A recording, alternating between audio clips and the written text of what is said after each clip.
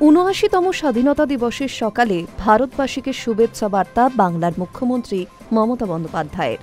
X হ্যান্ডেলে স্বাধীনতা সংগ্রামীদের প্রণাম জানিয়ে মুখ্যমন্ত্রী মমতা বন্দ্যোপাধ্যায় লেখেন, আজকের এই দিনে আমি এই মাটিকেও প্রণাম জানাই।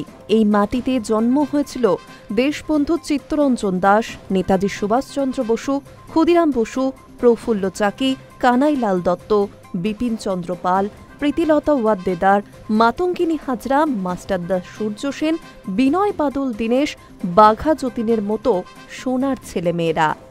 এই বাংলায় সেদিন বিদেশি শক্তির বিরুদ্ধে, অন্যায় অত্যাচারের বিরুদ্ধে বুক চিতিয়ে লড়াই করেছিল তারা। লড়াই আমাদের রক্তে। আজও আমরা অন্যায় দেখলে গর্জে উঠি। দেশবাসীর সম্মান রক্ষায় লড়াই জারি থাকবে বলে আশ্বাস দিয়ে মমতা লেখেন, যে সোনার দেশের স্বপ্ন দেখে আমাদের স্বাধীনতা সংগ্রামীরা জীবন মৃত্যুকে পায়ের ভৃত্য করেছিলেন, সেই দেশ গড়ে তোলাই আমাদের লক্ষ্য। আমি নিশ্চিত এই লড়াইয়ে মানুষ আমাদের পাশেই থাকবেন। Hi news network.